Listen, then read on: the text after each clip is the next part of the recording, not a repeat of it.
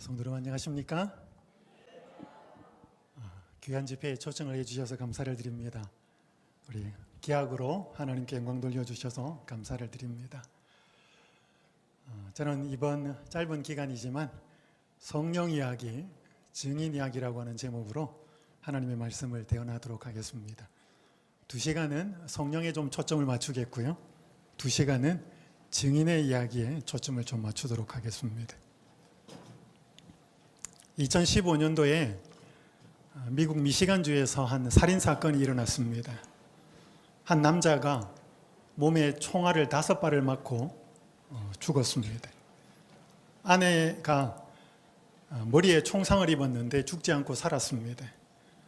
누가 봐도 아내가 남편을 죽이고 자살을 시도한 것으로 보이는데 증거도 없었고 목격자도 없었습니다. 그래서 사건이 미제로 남을 가능성이 많았습니다. 그런데 이 남자가 키우던 앵무새 한 마리가 있었습니다. 이 버드라고 하는 아프리칸 회색 앵무새인데 이 앵무새가 남편의 말투를 계속 한 문장을 반복해서 떠들었습니다. 그게 뭐냐면 쏘지 마, 쏘지 마. 분명히 남편의 말투를, 이 남자의 말투를 그대로 따라하는 것으로 보아서 어떤 날 저녁, 그 사건이 있던 날 저녁에 있었던 그 남편의 말투, 남자의 말투를 따라하는 것으로 확인이 되었습니다. 그래서 여러 사람이 이 앵무새의 말투를 조사를 하고 결국 배심원단까지 이 말투를 고민하고 참작을 해서 결국 이 말투는 남자가 아내가 자기를 총을 쏘려고 했던 상황에서 했던 말이라고 판정을 내렸습니다. 그래서 결국은 이 아내는 종신형에 처해지게 되었습니다. 법정에 이 앵무새를 세울 것을 검토를 했지만 그렇게 하지는 않았습니다. 어쨌든 배심원단이 이 앵무새의 말을 결정적 증거로 삼아서 아내에게 종신형을 선고했던 것입니다. 여러분, 법적 사건에서 제일 중요한 사람은 증인입니다. 증인이 무엇라 말하고 어떻게 말하느냐에 따라서 판결은 완전히 달라질 수 있습니다. 증인은 본 것을 말하고 경험한 것을 설명하는 사람입니다. 여기 사도행전 1장 8절에 이런 말씀이 기록되어 있습니다.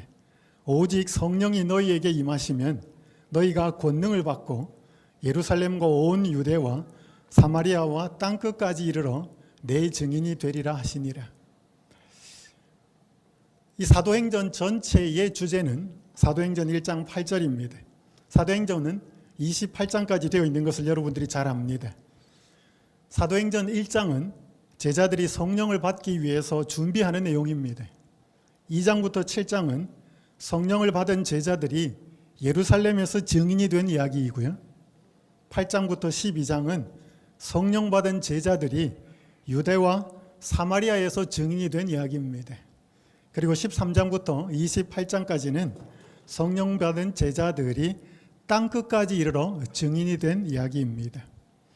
여러분, 이번 장막회 전체 주제 문구가 뭐예요? 선교에는 위기가 없고 기회만 있을 뿐입니다. 여러분, 선교한다는 것은 많은 사람들이 이제 부담을 가지고 계시지요. 그런데 여러분, 선교하는 것은 부담이 될 수 있지만 내가 보고 들은 것을 말하는 것은 별로 부담스럽지 않을 수 있겠지요. 내가 분명히 보고 경험한 것을 설명하고 드러내는 것. 그런데 분명히 예수님의 증인이 되기 위해서는 성령을 받아야만 증인의 삶이 가능해지는 것이지요. 여기 증인은 어떤 사실을 증명하는 사람 혹은 사전에서 자기가 경험한 사실을 진술하는 사람이라고 되어 있습니다. 예수님을 경험하지 않고 선교가 가능하겠는가? 성령을 받지 않고 증인이 되겠는가? 이런 불가능한 이야기입니다. 그래서 이 시간 증인의 삶을 이야기하기 전에 우리가 어떻게 성령의 사람이 될 수 있는지, 그 성령이 우리에게 함께할 때 어떻게 증인이 될 수 있는지를 연결시켜서 좀 살펴보도록 하겠습니다. 오늘 첫 번째 시간으로 우리의 마음에 많이 부담이 될 수 있는 이 거듭남의 비밀에 대해서 좀 살펴보고요. 이것이 어떻게 성령을 통해서 이루어지고 어떻게 증인의 삶으로 연결되어서 말 그대로 선교가 이루어질 수 있는지를 살펴보도록 하겠습니다. 여러분이 잘 아시는 말씀 요한복음 3장 1절에서 5절에 있는 말씀을 다 읽지는 않고요. 빨간 우리 성경 부분만 읽도록 하겠습니다. 3절 사람이 시작 사람이 거듭나지 아니하면 사람이 물과 성령으로 나지 아니하면 하나님 나라에 들어갈 수 없느니라. 여러분 유대인 탈무드에는 이런 문장이 적혀 있습니다. 과거에 태어났던 모든 사람들과 앞으로 태어날 모든 사람들을 다 통틀어도 이스라엘 백성 한 사람의 가치에 되지 않는데 유대인들은 과거에 태어났던 모든 사람들 그리고 미래에 태어날 모든 사람들을 다 합쳐도 이스라엘 백성 한 사람의 가치만큼 되지 않는다라고 하는 것이 유대인들의 생각이었습니다. 그러니까 유대인 이스라엘 백성으로 태어났다고 하는 것은 하나님의 나라에 당연히 한 자리 보장이 되어 있다라고 그들은 믿었습니다. 니고데모는 종교 지도자였고 그 당시 6천 명 정도밖에 되지 않았던 바리새인이었습니다.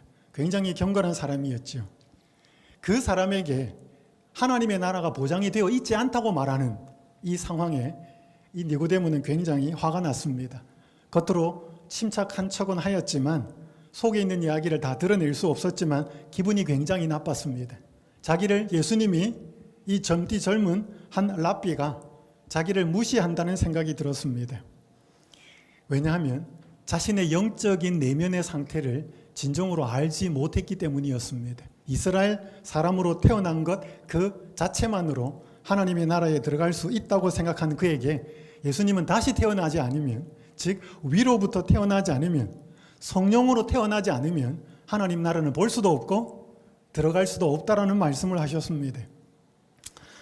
여러분과 저는 본인의 영적인 상태를 잘 알고 살아가시는지요?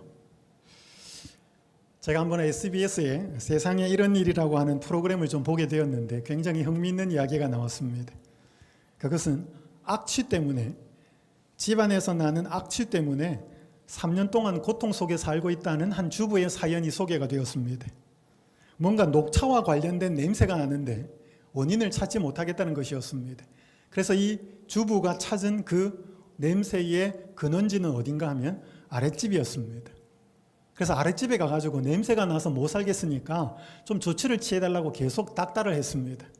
그래서 아랫집은 아무리 자기 집을 둘러봐도 그런 내용 뭔가 근덕지가 없었기 때문에 관계가 대단히 불편하였습니다. 그래서 이 여인은 공기청정기를 집안에서 2대를 돌리고 있었습니다. 그것도 안 되어서 정신과에 가서 신경 안정제를 처방을 받아서 먹고 있었습니다. 도저히 안 되어서 냄새를 탐지하는 전문가를 불렀습니다. 그렇게 해서 집안 곳곳을 뒤졌습니다. 자기 집 하기 전에 먼저 아랫집에게 양해를 구하고 밑에 집을 다 샅샅이 조사를 했습니다.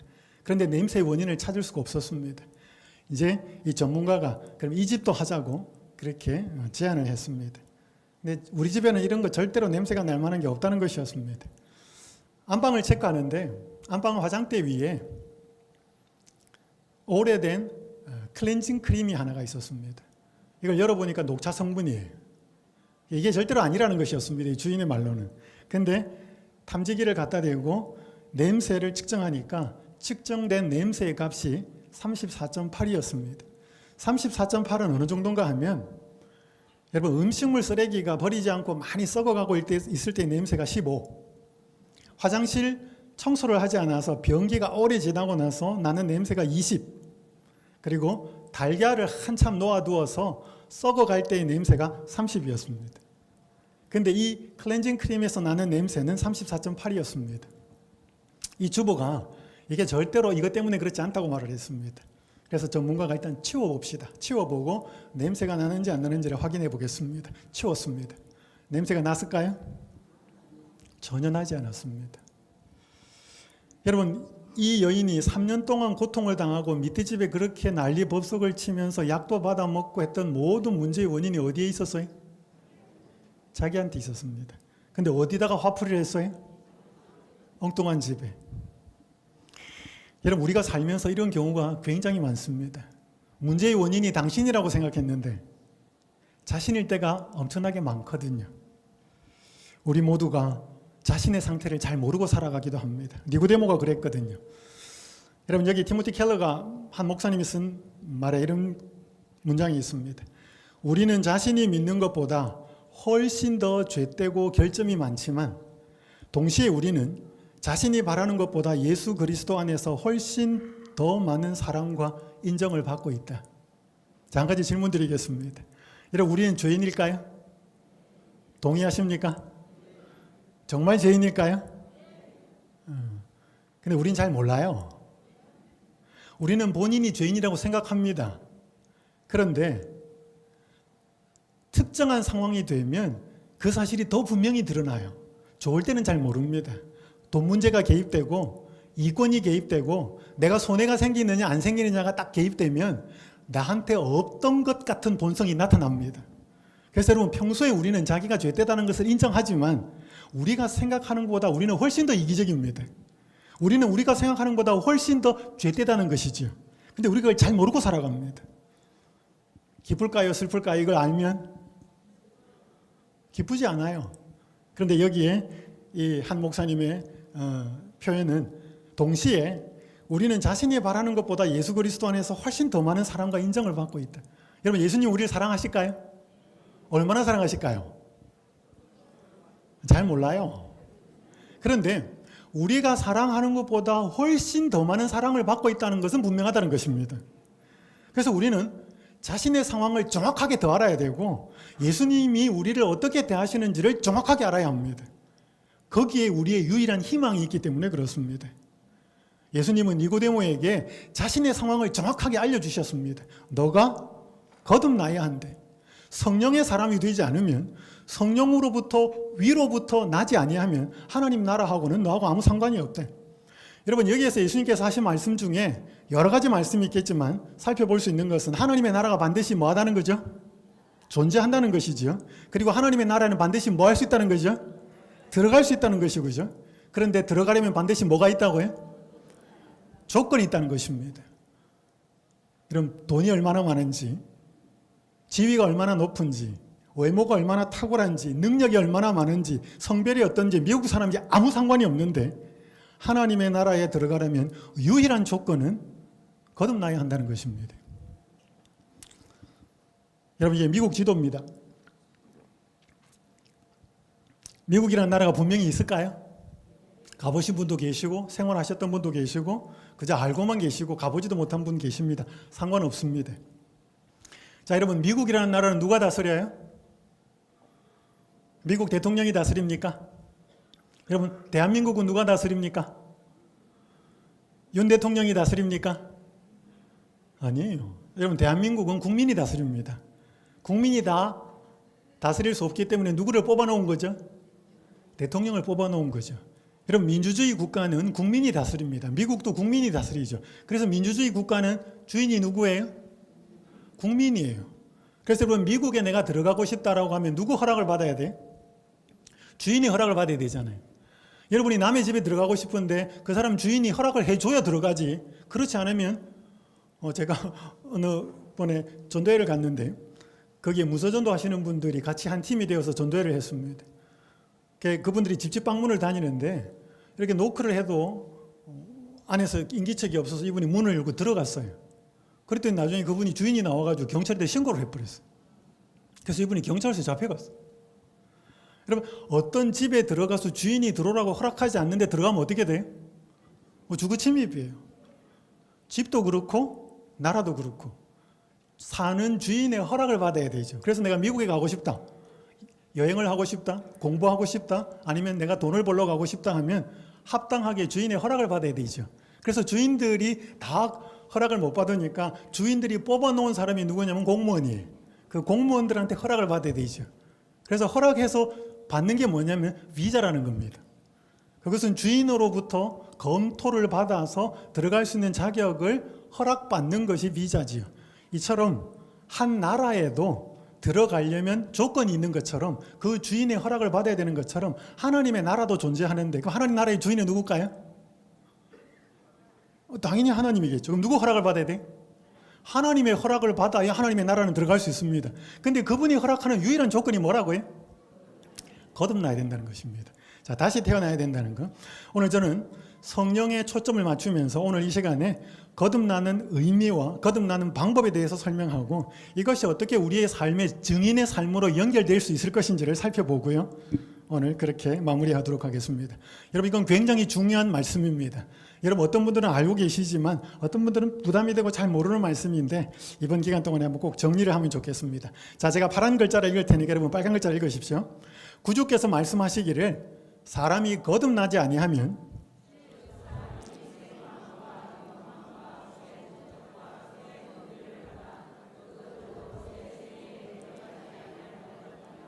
하나님 나라를 볼 수 없다고 하셨다. 자, 여기 보면 구주께서 말씀하시기를 1차적으로는 니고데모에게 한 말씀이고 2차적으로는 우리 모두에게 하실 말씀입니다.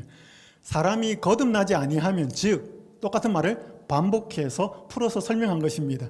사람이 새 마음과 새 욕망과 새 목적과 새 동기를 받아 그것들로 새 생애에 들어가지 아니할 것 같으면, 여러분, 이게 거듭난다는 거예요.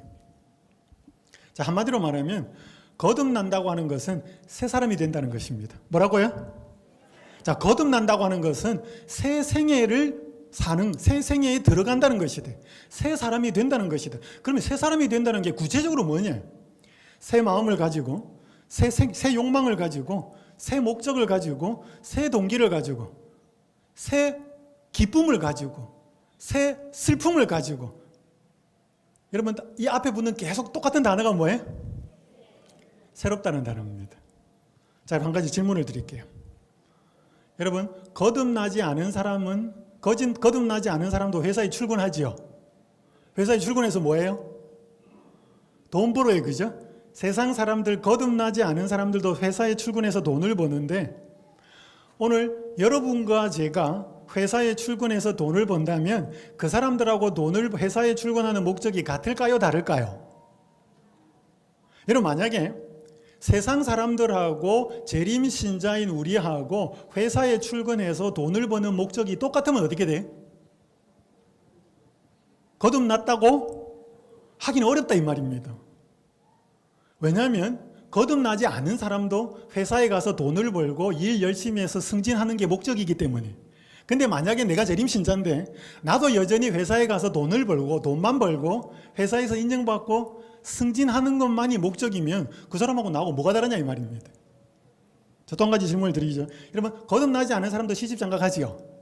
결혼한단 말입니다. 그죠? 좀 젊은이들이 잘 안 해서 그러지. 여러분, 세상 사람들 왜 결혼해요? 혼자 살 때보다 행복하려고 그러죠. 혼자보다 둘이 같이 살아서 더 행복하기 위해서 결혼합니다. 맞아요? 이건 거듭나지 않는 사람도 가지고 있는 목적이에요. 자, 그러면 재림 청년들이 시집 가고 장가 갈 때 만약에 내가 결혼해서 혼자보다 둘이 되어서 더 행복하기 위해서 결혼한다면 그건 세상 사람도 그렇게 한다는 거예요. 여러분, 그래서 내가 정말로 거듭난 사람이라면, 내가 다시 태어난 사람이라면 뭘 하든지, 돈을 벌든지 일을 하든지 관계를 맺든지 뭘 하든지 목적과 동기와 욕망과 과정이 달라야 된다는 것입니다. 다르지 않으면 그 사람하고 나하고 똑같다는 것이죠. 자, 여러분, 여기 보셔요. 한 분이 간증한 내용입니다. 제 속마음에는 전혀 새로운 동기와 기쁨이 자라고 있습니다. 이 뭐라 그랬어요? 내 속마음에는 전혀 새로운 동기와 기쁨이 자라고 있습니다. 이걸 뭐라 그래? 이 한 문장을 요약한 걸 뭐라 그래? 거듭났다는 거죠. 새 사람 되었다는 거죠. 그 다음 보셔요. 저는 지금 하나님이 저와 함께 하신다는 수많은 증거를 경험하고 있습니다. 그리고 제 경험을 다른 사람에게 나누어 줄 기회를 찾고 있습니다. 예수님과의 밀접한 관계를 경험하고 난 후로 이 세상에서 소중하고 아까운 것들이 없어졌습니다. 불필요한 염려가 사라졌습니다. 여러분 보셔요. 아까 새 목적, 새 동기, 새 욕망 이야기했는데 아까 그 파워포인트에 나와 있지 않지만 새로운 기쁨과 새로운 슬픔도 나온다 그랬습니다. 여러분, 세상 사람들이 왜 슬퍼해요? 슬퍼하는 이유가 있거든요. 세상 사람들이 기뻐하는 이유도 있어요. 근데 만약에 내가 똑같이 세상처럼 기뻐하고 세상 사람들처럼 세상 사람들과 같이 똑같이 슬퍼하면 별로 내가 거듭난 거하고는 상관이 없다 이 말입니다. 그래서 어떤 때는 그것을 갖지 못해서 걱정과 염려가 되었는데 거듭나고 나면 그것이 더 이상 나한테는 염려가 안 된다는 것입니다. 왜? 그것이 없어도 괜찮다고 느끼기 때문에. 여러분, 이거 완전히 차원이 다른 삶을 이야기한 것입니다. 자, 그럼 새롭게 된다는 의미가 뭔가? 이번 교과에도 나와 있습니다. 여기 에베소서 4장 22절에서 24절에 보면 옛 사람을 뭐하고? 벗어버리고 새 사람을 뭐하라? 입어라. 여러분, 성경에 있어서 사람의 변화를 왜 옷을 입고 옷을 벗는 것으로 이야기할까? 중요한 것이 옷이 상징하고 있는 바가 있기 때문에 그래요. 이걸 제가 다 시간 설명을 드릴 수는 없고요. 자, 이게 새롭다라는 단어를 한번 보시겠습니다. 여러분, 옛날에 이런 전화기 쓰셨죠? 요즘 이런 전화기 쓰는 분은 없습니다. 자, 이런 전화기를 쓰다가 이게 낡아가지고 새로운 전화기로 구입을 할 때 이게 공장에서 나온 시간이 지난 새로운 물건에 새롭다라고 하는 것은 헬라어로 네오스라고 표현합니다. 근데 여기에서 새 사람을 입으라고 하는 이 새롭다라고 하는 단어는 카이노스라는 단어예요. 이건 어떤 의미인가 하면 스마트폰 같은 것입니다. 자, 여러분 보셔요. 이렇게 전화기 다이얼을 돌리거나 버튼을 눌러서 전화를 걸던 이 전화기를 사용할 때 10년, 20년, 30년 뒤에 사람의 손에 스마트폰이 들려져 있을 거라고 생각했을까요? 그러면 이 구식 전화기에서 새로운 단지 네오스적 전화기는 새로움은 똑같은 제품 모델의 신형입니다. 공장에서 막 출시된 것이 새롭다는 뜻인데 이 카이노스적 새로움은 차원이 완전히 다른 새로움을 뜻하는 것입니다. 그래서 성경에서 말하는 새 사람이라고 하는 것은 그저 착한 일 조금 하고 내가 마음에 조금 인내가 있고 그런 차원이 아니고 완전히 이전 사람하고는 차원이 다른 새로운 사람이 되게 하는 것이 성령의 능력이라는 것입니다. 근데 우리는 이걸 잘 경험이 안 된다는 것이죠. 교회를 다니면서도. 여러분, 오늘 세상에 살아가고 있는 모든 불행, 이건 전부 다 옛 마음이기 때문에 그렇습니다. 옛 옷을, 옛 사람의 옷을 그대로 입고 있기 때문입니다. 육의 마음이죠. 마태복음 15장 19절에서 마음에서 나온 것은 악한 생각과 살인과 간음과 음란과 도둑질과 거짓 증언과 비방이라 그랬습니다. 자, 여러분 이 내용을 보시면 이게 남의 이야기인 것 같아요? 본인 이야기인 것 같아요? 여러분, 우리 이야기죠. 여러분, 이거 증명이 쉬울까요? 여러분, 휴대폰 들고 어느 포털 사이트에 사회면 뉴스 몇 개만 검색해 보셔요. 살인, 간음, 사기, 음란 다 나옵니다. 멀리 가지 않아도 되죠. 내 속에서 이런 것들이 나오니까. 여러분, 교회의 불행의 원인도 역시 옛 마음입니다. 옛 사람이죠. 너희는 아직도 육신에 속한 자라도 너희 가운데 뭐와 뭐가 있다? 시기와 분쟁이 있다. 여러분, 고린도 교회만 그런 것이 아니고 오늘 우리 교회도 있다는 것이죠. 여기 한 여집사님이 자신의 페이스북에다가 이런 글을 올렸습니다. 하나님의 모습을 담기를 원하는 무리들이 모인 곳이 교회이다. 종종 오랫동안 모태교인으로 장로로 계시는 분들이 심심하면 교회에 안 나오겠다고 한대. 회의 도중 박차고 나가고 하기를 번번이 한다. 그럴 때마다 가슴이 너무 아프다. 누구를 위해 신앙을 하는가 모르는 분들이 많다. 이런 분들의 사고는 교회에 다니는 것이 무슨 의미일까? 그때마다 목사와 다른 분들은 방문을 한다. 물론 다독이고 해야 하지만 난 반대다. 자신을 돌아볼 수 있는 시간을 줘야 한다고 본대. 그럴 시간이 없이 다독이기만 하니까 늘 그 행실을 하는 사람은 늘 그렇게 한대. 어떤 때는 자주 신앙 공동체에서 스트레스를 받는데 가정에서 일터에서는 행복하다가 교회 가면 이런 일들 때문에 과연 노아 때나 소돔과 고모라 때나 구원자는 소수이다. 교회에 나가주는 것이 무기가 되는 사람이 과연 진실된 신앙일까? 슬프고 아픈 마음에 잠시 주님 이럴 때는 어떻게 하는 것이 맞는 건가요? 응답을 기다리며. 본인의 페이스북에다 이렇게 글을 올렸습니다. 제가 여기 신물교훈에 있는 말씀을 읽겠습니다. 하나님의 말씀을 믿노라고 주장하면서도 오늘 우리 자신의 모습을 한번 보면 좋겠습니다. 그들의 말과 정신과 품행에 전혀 변화를 볼 수 없는 사람이 많은데 그 까닭이 무엇인가? 또 자기의 목적과 계획에 대한 반대를 참지 못하고 거룩하지 못한 품성을 나타내며 말이 거칠고 거만하고 툭하면 성을 잘 내는 자들이 많은데 그 이유가 무엇인가? 그들의 생애에서 세상 사람들의 생애에서 볼 수 있는 자기를 사랑하는 일과 이기심과 급한 성미와 성급한 말을 볼 수 있대. 그들은 진리를 전혀 알지 못하는 자들처럼 자만하기를 잘하고 선천적인 못된 성격을 그대로 가지고 있고 괴벽한 품성을 자주 나타낸대. 그대의 말씀 같이 읽습니다. 시작. 그 이유는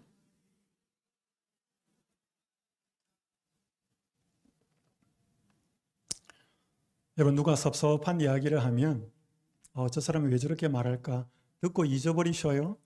일주일이 지나도 남아있고 한 달이 지나도 남아있고 1년이 지나도 또렷하게 남아있으셔요. 우리 재림신자들은 현미를 먹고 채식을 해가지고 머리가 맑아. 누가 섭섭한 이야기를 해도 그게 잊혀지질 않아요.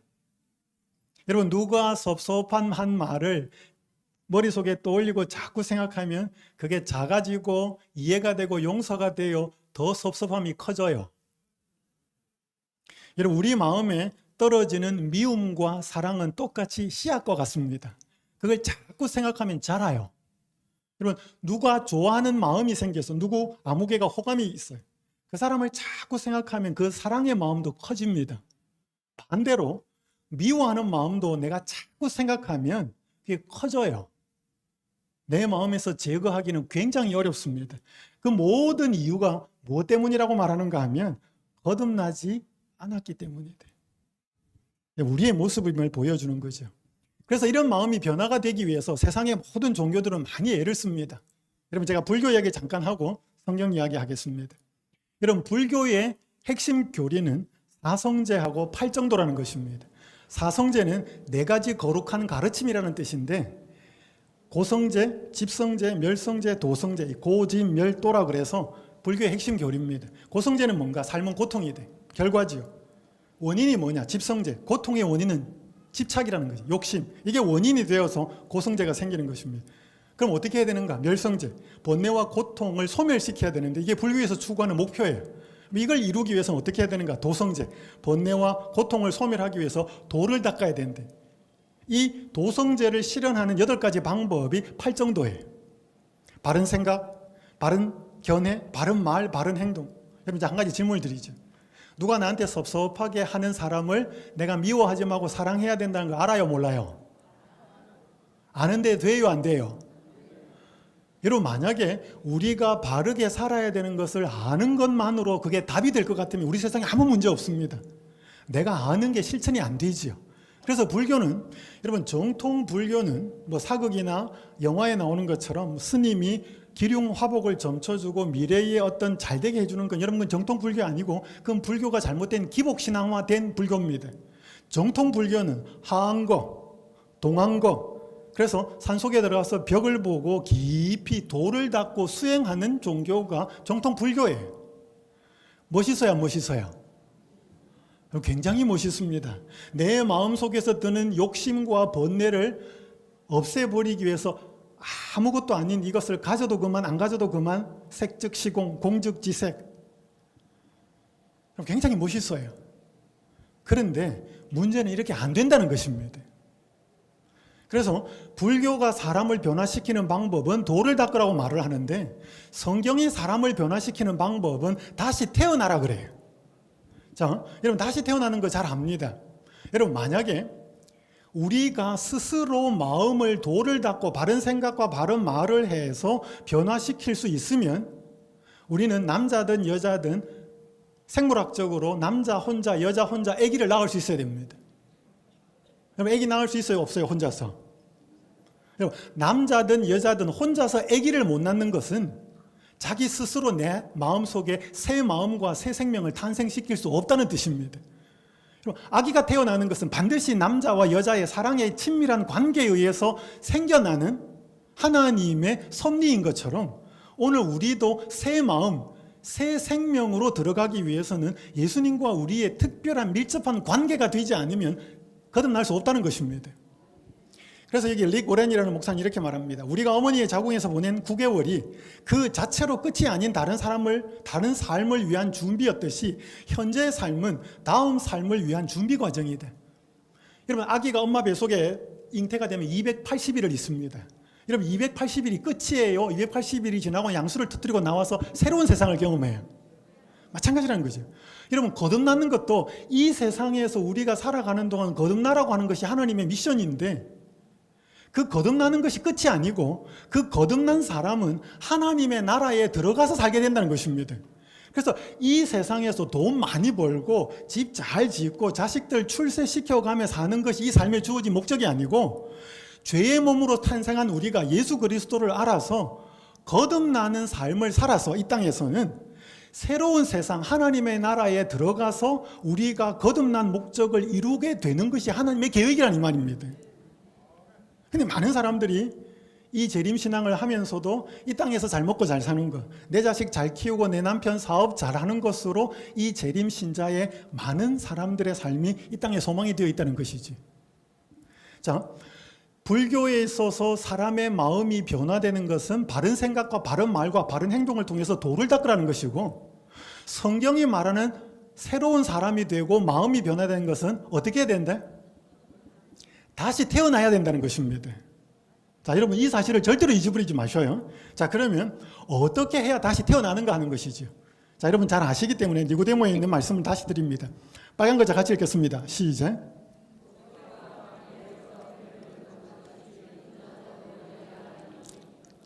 이는 그를 믿는 자마다 영생을 얻게 하려 하심이라.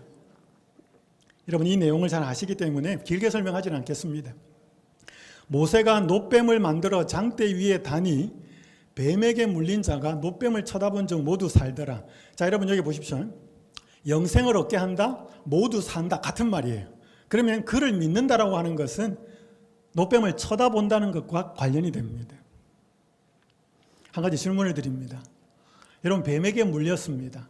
몸에 독이 퍼지고 있습니다. 어떻게 해야 그 사람 살릴 수 있을까요? 그 문뱀하고 똑같은 모양의 놋으로 구리로 만들어가지고 높이 들어서 이거 쳐다보면 살까요? 과학적으로 맞아요? 의학적으로 맞아요? 이성적으로 맞아요? 안 맞아요. 여러분, 그래서 쳐다본 사람은 있었겠지만 안 쳐다본 사람도 있었겠지요.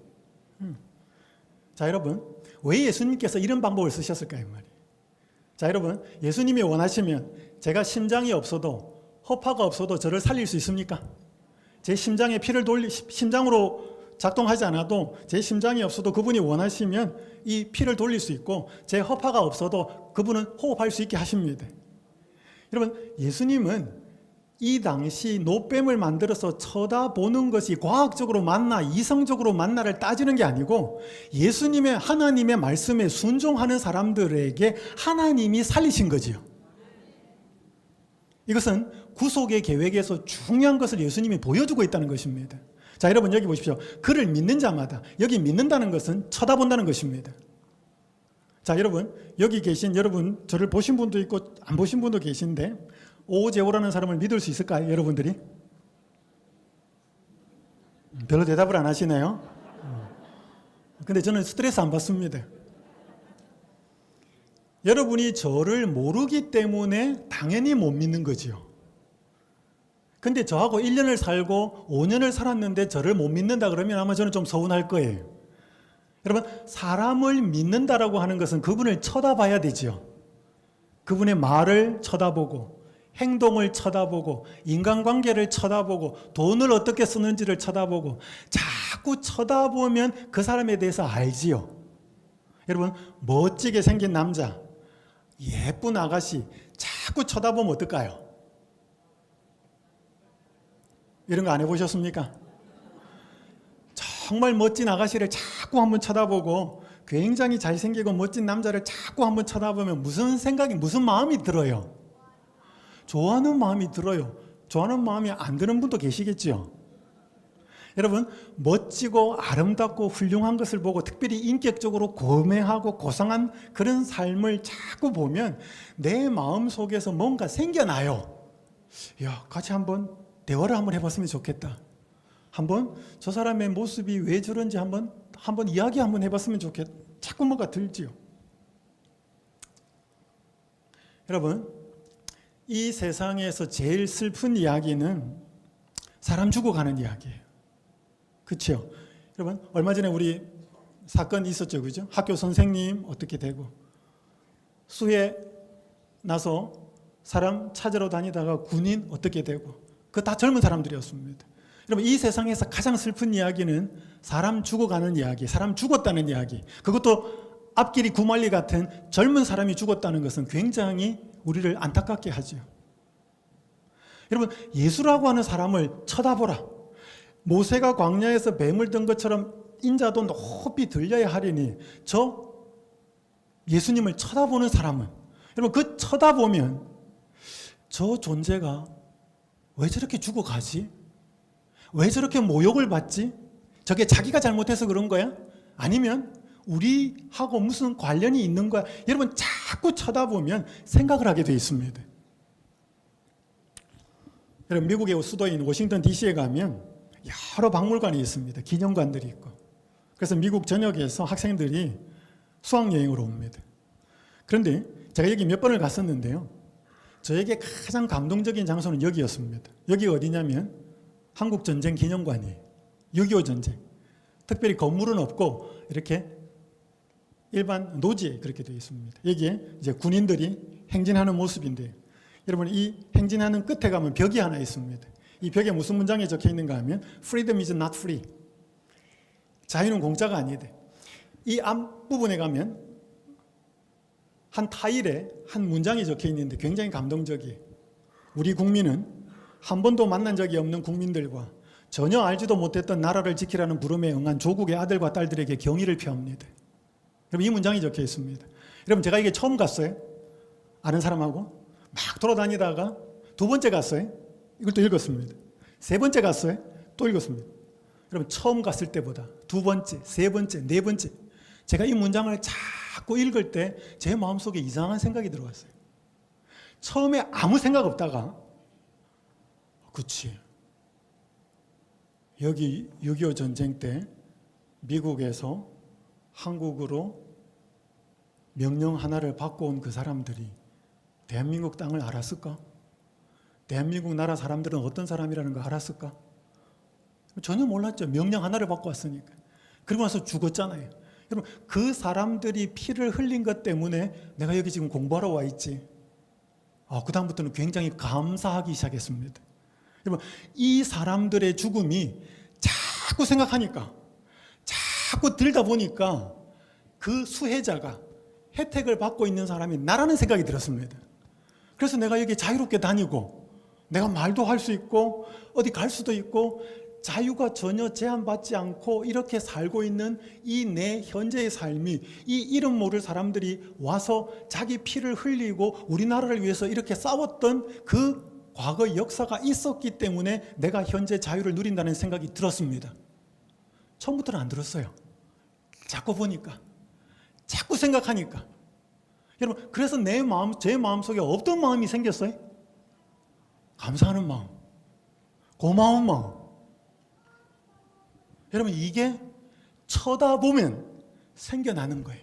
그 대상이 잘못된 대상이면 안 생기겠지만, 올바른 대상이고 우리를 위하여 어떤 일을 한지에 대하여 그 대상이 분명하면 분명할수록, 그 대상을 쳐다볼수록 우리의 마음에 마음속에 뭔가 생겨난다는 것입니다. 그래서 여러분, 여기 스로가 이런 말을 했습니다. 무엇이든지 그 가치는 우리가 그것을 위해 내놓으려고 하는 인생의 분량과 같아. 우리가 어떤 것이 가치가 있는지 없는지는 내가 그것을 얻기 위해서, 잃어버리지 않기 위해서 얼마나 내가 희생할 수 있는지, 거기에 그 가치가 달려있다는 것입니다. 여러분, 여기 교회정원 200페이지는 함께 읽겠습니다. 시작.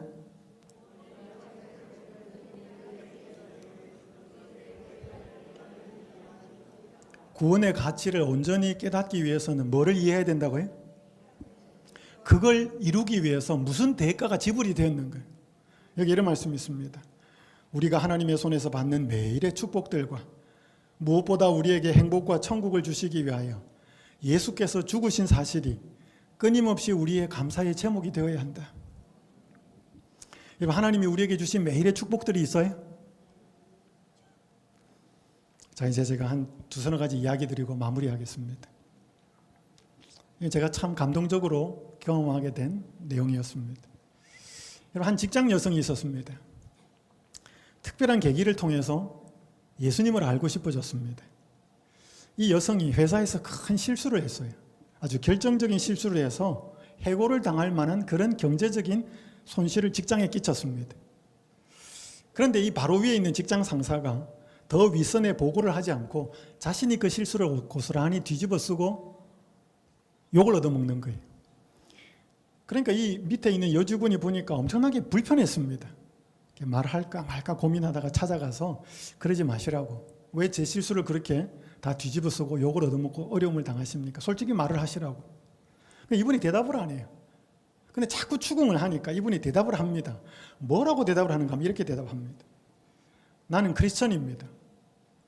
거기에는 여러 의미가 있겠지만 내가 저지른 잘못의 대가를 예수 그리스도가 떠맡았다는 뜻이기도 합니다. 그분은 나 대신 십자가를 지셨습니다. 그래서 나도 힘 닿는 데까지 남들의 짐을 지고 싶습니다. 여러분, 이게 제정신이에요? 아니에요?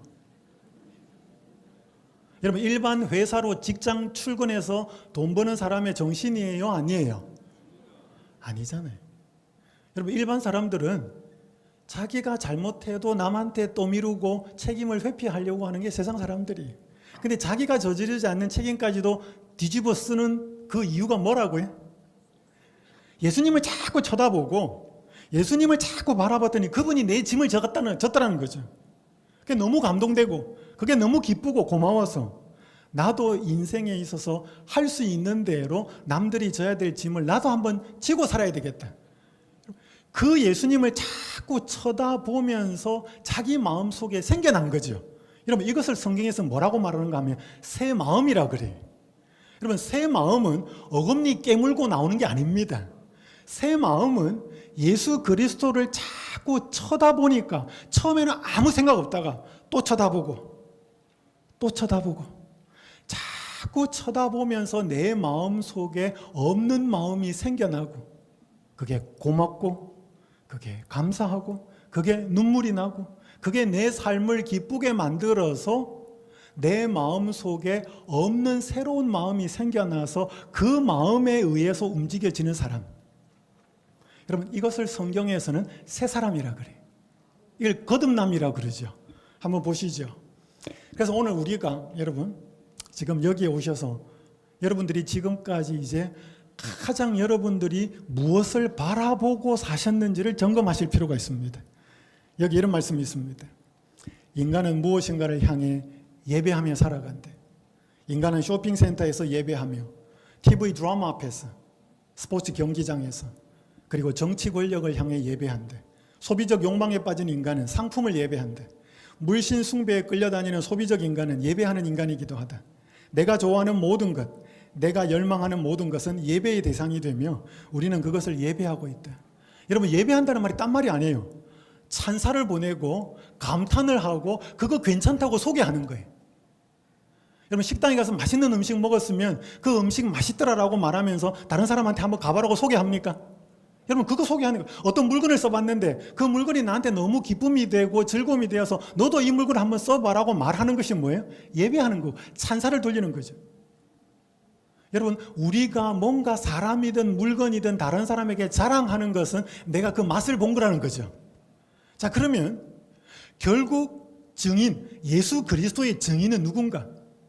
예수 그리스도의 맛을 보았기 때문에 예수 그리스도가 얼마나 너무 좋아서 그분이 내 삶을 이렇게 아름답게 만드는 이분의 맛이 너무 좋으니 이분을 한번 알아봐 달라고, 이분이 이런 분이다라고 소개하는 게 뭐예요? 그게 성령의 증인인 것이죠.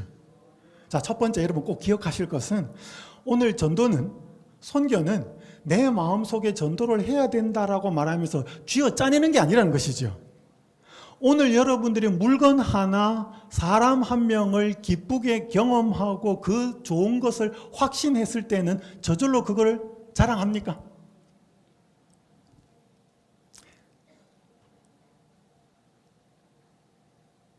제가 한 분의 이야기를 드리고 마무리하겠습니다. 한 재림교회 장로님이 계셨습니다. 이분은 선교가 굉장히 큰 부담이었습니다. 선교가 너무 부담이 되어서 싫었습니다. 안식일 예배 잘 드리고 오늘은 전도주 분급이 있습니다. 그러면 기분이 확 잡히는 분이었습니다. 그때까지 받은 은혜가 이렇게 확 사그러들어 버리는. 근데 이분이 선교회장을 맡았습니다. 가을에 전도회를 계획을 해야 되는데 어떻게 해서 삼육대학교에서 몇 교회가 모여서 연합으로 전도회를 한다니까 정말 좋았습니다. 뭐가 열심히 안 해도 되니까, 이제 묻어가니까. 근데 이분이 곰곰이 생각을 해본 거예요. 내가 왜 예수님 이야기를 다른 사람한테 한마디 입을 열어서 말하는 게 이렇게 부담이 되고 어려울까? 곰곰이 생각해 보니까 하나님이 누군지 잘 모르겠더래요. 장로인데. 그러면서 하나님이 무섭더래, 자꾸. 자기를 심판하는 것 같고, 자기를 잘하나 못하나 이렇게 자꾸 이렇게 확인하는 것 같아서 부담스럽더라는 거예요. 자, 그러면서 이분이 하나님이 누구신지를 한번 알아보겠다고 작정을 합니다. 근데 성경을 보니까 내가 많은 무리와 행음하고서라도 내게로 돌아오려느냐. 이게 예레미야 3장 1절에 나오거든요. 그러니까 너가 많이 행음했으니까 너 나한테 이러고도 돌아올래? 그러니까 오라는 거예요? 오지 말라는 거예요? 오지 말라는 것 같은. 그러니까 나쁜 짓 하고 악을 행하면 돌아오지 말아라고 말하는 하나님 같은. 굉장히 부담스럽더라는 거죠. 또 성경을 보는데 요한복음 15장에 보니까 포도나무 비유가 나오는데 포도나무에 열매를 못 맺는 가지는 2절에 보니까 아버지께서 그것을 뭐 해버리시고 잘라버린대. 그럼 자기가 열매를 못 맺는 나무인데 그럼 자기 같은 나무는 이제 그분이 잘라버리는 그런 하나님으로 자꾸 느껴지는 거예요. 굉장히 부담스러웠다는 거죠. 이제 이분이 고민을 하기 시작하고 이제는 좀 더 쉬운 성경을 가지고 이런 하나님이 어떤 분이실까 정말 제대로 한번 알아야 되겠다 공부를 하기 시작합니다. 근데 예레미야서를 3장을 쭉 읽다가 뒷부분에 조금만 나와도 12절에 가보면 배역한 이스라엘아 돌아오라. 배역한 자식들아 돌아오라. 아, 이게 너가 그렇게 음란하고 나쁜 짓을 하고도 나한테 돌아올래? 이렇게 말하는 하나님이 아니고 이렇게 하고서라도 나한테 뭐 해라? 돌아오라는 하나님의 말씀이구나. 그 다음에 이 요한복음 5장에 있는 말씀은 아이로라고 하는 말인데 이걸 가지를 잘라낸다는 말도 있는데 이 아이로라는 말은 이렇게 들고 이렇게 일으킨다는 뜻도 있습니다. 그래서 이게 요한복음 5장 8절에 보면 예수님이 그 베데스다 목가에서 사람을 고치고 일어나서 내 자리를 들고 가라 그럴 때 이 들고가 가지를 자른다고 똑같은 말이에요. 그러니까 여러분 팔레스타인에는 우리나라 사람들처럼 이렇게 지지대를 세워서 포도나무를 이렇게 잘 재배를 못했습니다. 그러니까 가지들이 땅바닥으로 쳐진 거죠. 그렇게 땅바닥으로 쳐진 포도나무에 포도를 잘 맺히게 하기 위해서 주인이 뭐 한 거죠? 가지를 들어준 거라는 거지. 아, 하나님은 열매 못 맺는 사람은 잘라버리는 게 아니고 열매를 맺도록 틀어 세워주는구나. 그러면서 이분이 하나님을 본격적으로 공부하기 시작해서 이분은 의사예요. 동정원 앞에 한 장로님인데 이러면서 하나님이 어떤 분이신지를 깨닫기 시작합니다. 그러니까 너무 기쁜 거예요. 그래서 자기 사랑하는 아들한테 자기가 말씀을 읽고 깨달은 좋으신 하나님에 대해서 자꾸 편지를 쓰기 시작합니다. 내가 만난 하나님 이런 분이야. 이런 분이야. 여러분, 내가 만나야 내가 뭔가 경험해야 글이든지 말이든지 설명을 하지요. 증인이 되지요. 근데 이분이 그냥은 안 깨달아졌죠. 자꾸 말씀을 보고 자꾸 그분이 어떤 분이신지를 뭐 한 거예요? 생각한 거죠. 자꾸 쳐다본 거죠. 자, 여러분 기억하셔요. 오늘 우리가 거듭나는 유일한 방법은 예수님을 뭐 하는 거예요? 쳐다보는 거예요. 여러분, 오늘 우리가 그렇게 하지 않고도 마음이 변화될 수 있는가? 없어요. 이제 이분이 다른 사람한테도, 이분이 이제 의사거든요. 그래서 진료를 오는 환자들이 있습니다. 그때는 그냥 몸만 원하는 아픈 거 치료해주고 후딱 보내는 게 이분의 그거였는데 이제는 이분이 어떻게 하면 틈만 내어가지고 그 자기가 의료 행위를 하는 그 중간중간에 예수님 이야기를 할까? 여러분, 이게 이분의 고민과 기도 제목이 된 거예요. 어떻게 이렇게 바뀐 거죠? 예수님을 생각하고 예수님이 정말 어떤 분일까 바라보고 또 생각하고 그래서 내 마음 속에 그분에 대한 오해가 풀리고 그분이 어떤 분인지에 대한 확신이 들면서 없는 마음이 생겨나게 된 거죠. 자, 여러분 제가 한 가지 읽고 마치겠습니다. 자, 여기 빨간 글자 같이 읽겠습니다. 시작.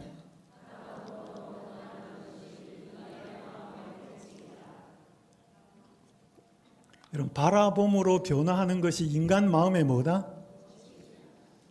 여러분, 법칙이라는 게 뭐예요? 미국에서도 되고 한국에서도 되고 옛날에도 되고 지금도 되고. 근데 과학 이론 중에 법칙이라는 것 말고 이론이라는 것이 있습니다. 옛날에는 됐는데 지금은 안 되는 거. 그래서 여러분, 창조 뭐라 그래? 봐봐요, 여러분. 바깥에 건물에 가서 물건 하나 던지면 밑에 떨어지잖아요. 중력의 뭐라 그래? 법칙이라 그러잖아요. 왜냐하면 중력의 법칙은 한국에서도 되고 미국에서도 다 되는 거죠. 옛날에도 되고 지금도 되고 실험 가능해서 증명 가능한 게 법칙이에요.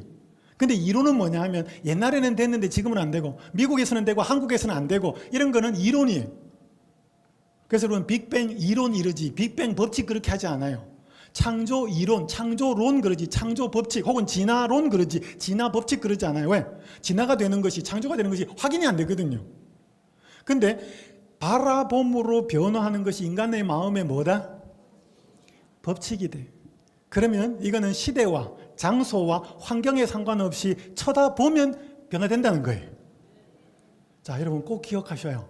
오늘 우리가 성령의 증인이 되지 못하는 이유가 뭔가? 내가 예수 그리스도의 증인이 되어야 한다라고 부담만 갖고 있을 것인가?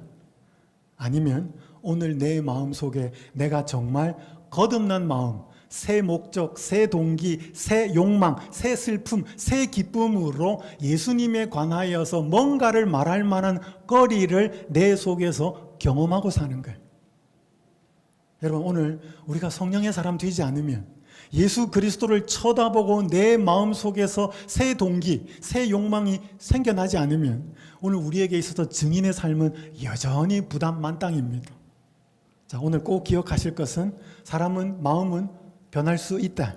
근데 세상의 종교나 세상의 활동들은 바르게 살고 바르게 행동하여서 돌을 닦든지 애를 쓰라는 것이지만 성경이 말하는 변화의 원인은 누구를? 예수 그리스도를 뭐 하래? 쳐다보래. 자, 여러분, 요 찬미가 가사 제가 한번 읽고 마치겠습니다. 여러분 보셔요. 383장. 제가 아는 한 분이 이걸 작곡한 겁니다. 작사는 한 목사님이 하셨고, 영남학교 목사님이시. 자, 예수만 바라보세요. 예수만 쳐다보세요. 믿음의 주 대신 예수만 바라보세요. 예수만 생각하세요. 예수만 신뢰하세요. 예수만 품어보세요. 예수만 모셔보세요. 기도하겠습니다. 하늘에 계신 아버지 하나님, 저희 속에 없는 분을 다른 사람에게 소개하려니 참 힘이 듭니다. 그 의무와 책임을 알수록 더 부담이 됩니다. 하나님 아버지, 오늘 저희의 문제가, 삶의 부족이 무엇인지를 알려주셨사오니 감사합니다. 오늘 저희가 예수 그리스도를 가끔 바라보고 아주 오랜만에 바라보고 안식일쯤 한번 생각하고 그렇게 살았습니다. 아버지 하나님, 이제는 이 예수님 매일 생각하고 매 순간 바라보고 이 예수님이 우리를, 나를 향하여 어떤 일을 하셨고 어떤 일을 하고 계시는지를 자주자주 생각할 수 있도록 축복하여 주시옵소서. 우리 삶의 문제의 원인이 거듭나지 못함이었다는 것을 알려주셔서 감사합니다. 이 예수님 쳐다보고 살아서, 이 예수님 바라보고 감동하고 살아서, 이 예수님 주시는 그 새 마음 받고 살아서 오늘 저희의 입술을 열어서 이 좋으신 예수님에 대하여 소개할 무엇이 있는 저희 증인이 되도록 축복하여 주시옵소서. 예수님의 이름으로 간절히 기도드립니다. 아멘.